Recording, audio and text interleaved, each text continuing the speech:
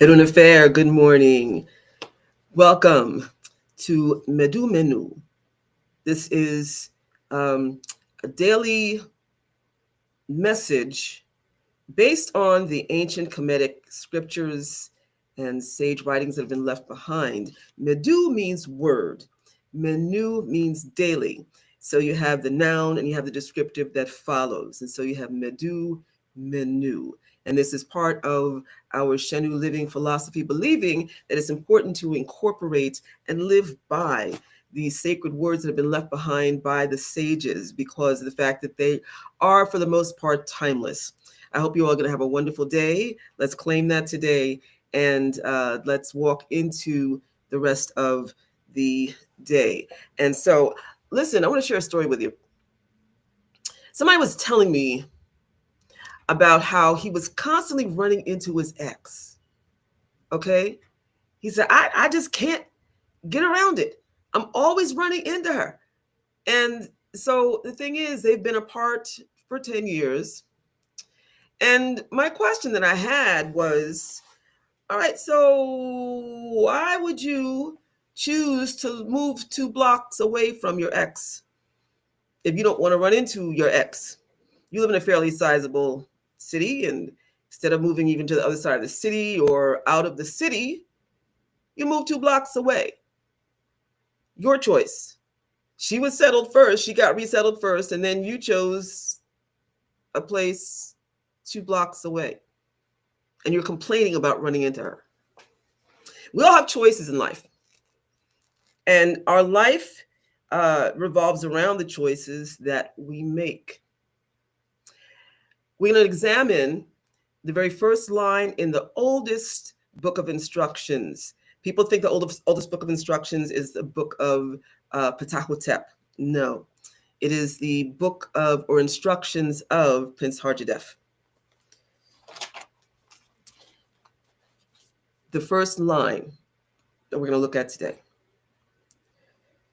as interpreted in this Miriam Lichtime or Lichtime version, says, "Cleanse yourself before your own eyes, lest another cleanse you." What does that mean? It means take responsibility for your own life unless an outside authority take control and cleanse it for you.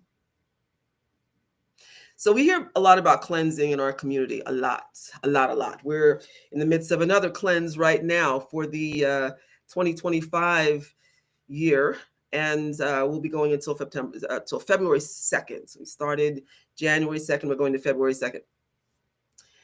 And some people are saying, oh, it's a little challenging. You have all of the holiday temptation foods that are still out here for people who are trying to watch their weight and watch their sugar and watch all of that. And plus on top of that, we're still in a festive kind of a mode. So to hunker down and to focus on what in your life really needs to change can be a bit challenging. People make New Year's resolutions, yes. And often they're broken within a week or two. But to really commit to making change in your life, and you're making decisions that are reasonable, that are sound, and that are coming from a place of internalization, that makes the difference. Because if we find ourselves in cycles that we're repeating over and over and over again, we find that our life goes by and you have the same stories. And then you have to stop and look who's in charge of the narrative. And if you have been victimized, then at some point you say, what do I need to do to get off this hamster wheel? Because this is all I know and I don't want to repeat this cycle. So the first part of making change and cleansing yourself is teni. You see, when we say goodbye, we say teni, which means to be accountable. It represents a finger, okay, like to count. Being accountable for one's life. It's easy to float along and say that this one is wrong for doing this. This one has done this. This one has done this. And I have to say, the other day I had an experience where I was on the phone with someone, and suddenly I was flooded with all of these memories of things that had happened to me over the last 30 years. Just boom, boom, boom, boom, boom, boom. And this person had experienced a lot of the same things, but it all just came out like a flood. It surprised me, just, oh, boom, boom, boom, boom, boom. But when I got done talking, I sat, I thought. I'm grateful because I'm out of that, but it has taken so long for me to really identify what all of that was. Okay. Patterns of going into groups where people were disingenuous, where the leaders were disingenuous, marriages that were, and you need to have time to isolate yourself, like I did the next day. The next day, like, I was just quiet. That's all. I just sat and I was thinking a lot. Sat here, got a lot of work done, and was just thinking. And first of all, I'm grateful that I'm in a different place in life. I'm grateful that I'll be almost 65. I'll be 65. I'm almost 65. I'll be 65 in March. And grateful that because of all of the internal work that I've done on myself, that I will not be repeating any more of the cycles. But again, it takes introspection. And so here's the way it goes. Excuse me, my glasses on here. So 10E, or accountability, requires reflection. Now, that can be a little difficult if you have been really severely wounded. You can find yourself with a lot of triggers, and I get that. I'm there with you. I understand. I'm still working on various triggers, okay? The thing is, I'm working on it, all right? But, maybe you've been the cause of pain in other people's lives. Sitting back and thinking about it without romanticizing it. We have a tendency to just do a whole la la roses kind of a thing when it comes to certain issues. Now, I remember years ago when Phil Donahue was on. Y'all remember Phil Donahue just passed away. And there was a woman who was talking about the abusive relationships she was in, but she was remembering so many with fondness. She was talking about how this one beau of hers had snuck into the house. No, he came in from the outside, snuck into her window, snatched her out the window and kidnapped her. And she was laughing and talking about it. And he said, "You find that funny?" And she said, "Oh, no, those are sweet memories. Sweet memories." No, it's toxic. And the fact that you're justifying it and seeing romance in it is not healthy at all. We see a lot of movies where that kind of behavior is depicted as something that is wildly romantic and adventurous, and it's not. That's dangerous behavior. So we have to be able to see a thing for what it is, to see it for what it is. So you have reflection, you have introspection, examination. Degeg is the word we use for examination. Degeg, to dig. Yes, degeg is a real word, and it means to dig, to examine. All right. So it's not enough just to think about it and then realize, that's kind of a tough thing to remember. It is having the willingness to sit with it and really take it apart and see, okay, so why did this happen? What was good about it? What can I change about it right now? Is there something I can do? What did I learn from it? Right. And then it is also the willingness to see the absolute truth. I just mentioned about romanticizing things, but this also means that, especially if you are really trying to break negative patterns that have happened in your family, that means that you've got to be willing to say, okay, you know what? This person in my family was a hero, but this, and this happened to me because of their irresponsible behavior. Now, a lot of us are dealing with patterns of emotional abuse, physical abuse, psychological, sexual abuse because the fact that this has been in the family for so long. And this is what we become used to.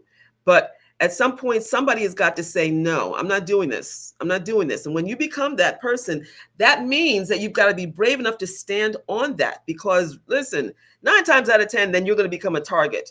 People don't like to have their issues pointed out to them, especially in a family where it has just been toxic and there's been nothing but issues and everything is all, kiki and haha when you get together. But in order to get along, that means you've got to pretend that this didn't happen, this didn't happen, this didn't happen. When the fact is that it has actually been messing up your life. You've been trying to figure out how to cope with it. And, you don't want to really be without your family because it's your family. But at some point, you've got to do what you need to do for your mental health and for your well-being.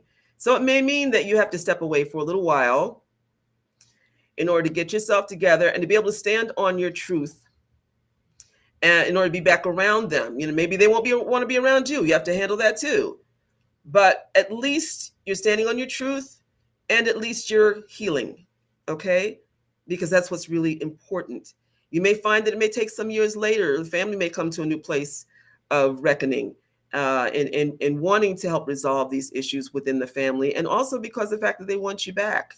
You could be an example to other people in your family because the fact that you take a stand and say, listen, this ain't cool. This should not have happened, So it takes a lot of guts in order to do that. So, okay, you see the truth and then you own the truth. Yes. And then you decide what you're going to do about it. This takes action. Iri. But first, in deciding, some people, they come to a place of reckoning and then they say, I'm just going to pretend it's not there. Then you go into a place of self-delusion. That's not good. It may be your body and mind's way of temporarily being able to handle the situation. And, we all have those times. Listen, this right now is a little too much. It's too much. So I'm going to just rest on it for a minute and put it over there. And when I'm ready, I'll deal with it. Okay, that's understandable. The body does what it needs to do to protect itself for its own healing. Absolutely. But if you decide to be in a permanent state of delusion simply because of the fact that it's uncomfortable, and if you really stop and think about it, how much is it going to help you? Especially for those of us who have held on to secrets, about the family secrets, and they can destroy a family. And that's something that could go on for generations, and younger generations will not understand fully what's going on, but just continue a pattern. So again, the whole thing about being brave enough to stand up and own everything and to decide, I'm going to do this. So if you decide not to go in delusion and then you make a plan, say like you need to get some help, you go and seek out the authority that can help you, right? And then so this is acting on your decision, to act on it, because sometimes you can decide, all right, I need to do this, but never get around to it. So then the final thing is to commit, to fully commit. See it through when you decide to make a change. That could be, okay, I need to give up sugar. Diabetes runs in my family. I'm pre-diabetic. I need to make that sacrifice and give up sugar. I need to go to the gym. Okay, I got to drop 20 pounds, and every year 5 more pounds creep up on me. So what are you gonna do? I need to get a job. I've been sitting around here daydreaming, and I'm just still sitting here. It means you have to actively go and do something. My character is not good. So what are you gonna do? You have to focus on becoming a better person, and that takes applied effort. I need money. Okay, so, and you have in your mind projected how much you want to have, right? What's going to make you comfortable? But then year after year goes by, and what have you done to accomplish it, to make it happen, right? So committing, following through, and seeing it to its end. All right. This is why goal setting is so important in Shenu. We're always talking about that. And within our tradition, we have all these different aspects of the Necheru who teach about goal setting, philosophies within within Shenu that teaches about goal setting. And it's from the Khametic philosophy. All right. It is all about projecting forward what you want and seeing it through to its end. But it is also about daily introspection so that you are accountable for what you do and realize that what you do in the world has an impact not only on your life, but on other people around you. Because if you become a burden, right? Say you had a problem with having a little 5-finger discount, okay? Maybe it was a habit that you started when you were young and you found you got some kind of a thrill from it. And every once in a while, just to give yourself a thrill, you go and you steal something just to see if you can get away with it. But now you're 60. There's something wrong with that, okay? Plus, on top of that, you have the money, right? So when you come to a point where you realize, I need to stop doing that. So you've had all these years of doing the same bad habit. And so you've got to work on it. You've got to work on it, okay? So, and then also, this is something else I've noticed. For people who come into spiritual culture, okay, whether it's the ATRs, whether it's whatever, people will often bring their ethical code with them and think that they can apply it to the spiritual principles, or that the spiritual principles don't really count because this is what I know, and as long as I can get over, the whole thing with the get over, we need to get over the get over, okay? Because bringing that tainted philosophies, okay, bringing tainted philosophies into a tradition that is about being accountable, whether it is in Orisha tradition with Iwapele, here in Shenu, we refer to it as Iwaper, all right? No matter what it is regarding character building, you have to be willing to let that go. You may have been accustomed to doing the whole thing with corporate greed, or even, the street life where, you've got the whole thug thing going, whatever, whether it's white collar crime or whether it's whatever, okay? You've got to be willing to let that go. Let it go. Cleanse yourself before your own eyes. Take responsibility for yourself, lest an outside authority does it for you. What is an outside authority?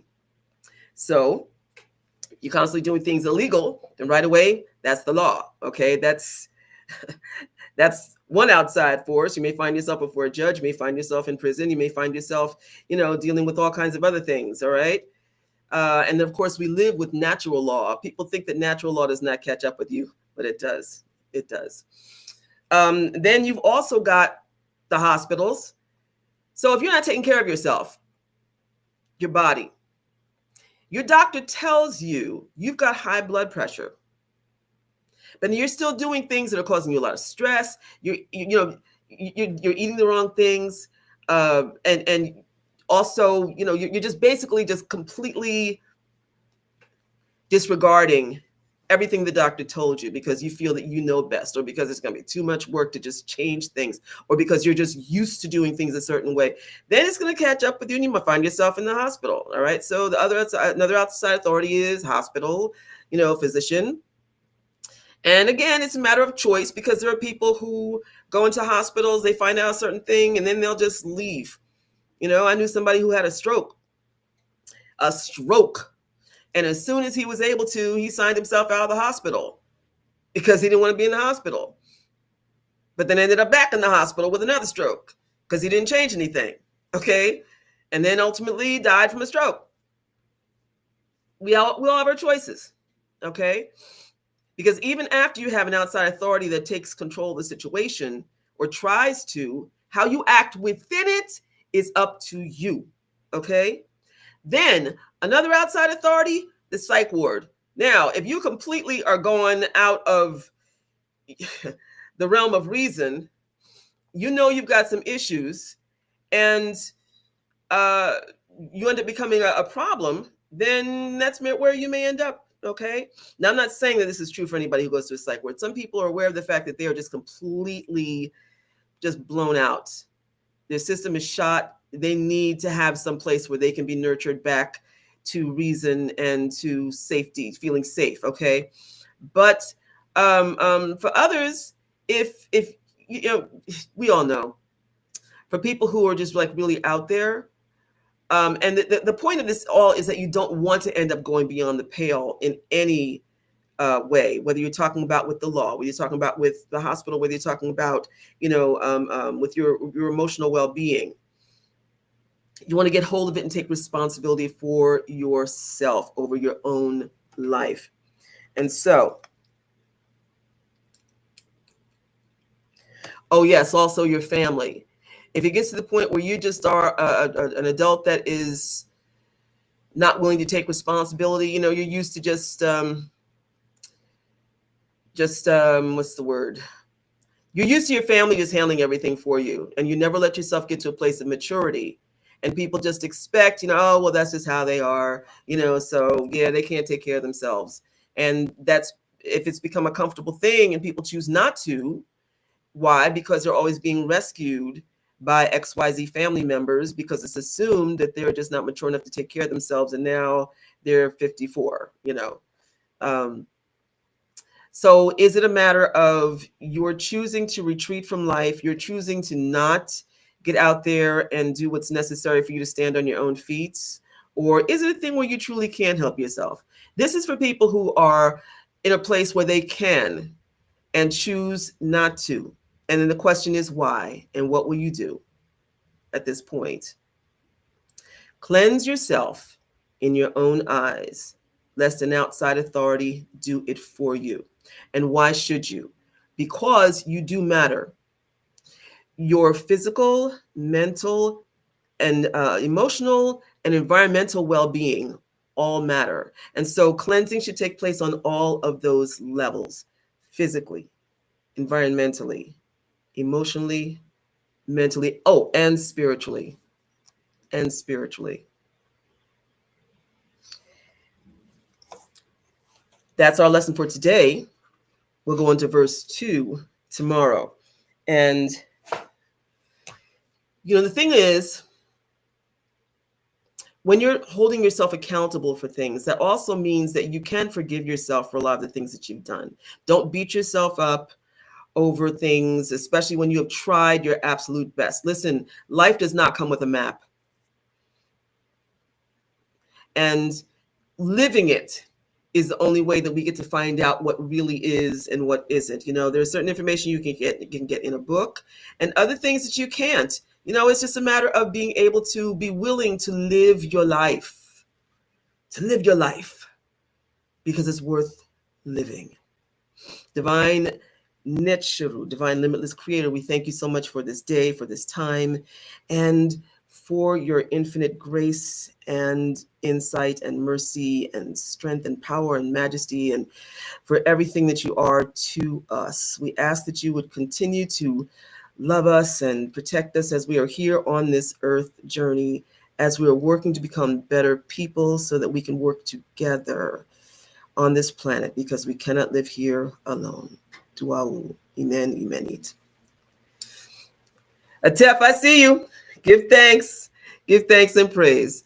All right. So you'll have a blessed day. I'm getting ready to go teach my chair yoga class. And I hope that you make sure you get some exercise today. All right. Whether it's chair yoga, whether it is yoga in your house, whether it's taking a walk, try to get some sunshine. I know the weather is kind of back and forth here in the East, but still make sure you at least get some fresh air today and get some exercise, okay? We say Merea, which means much love. Heri, which means be at peace. Teni, which means to be accountable. Jebewi, which means to apply mercy, okay? All right, have an excellent day. Heru Akir.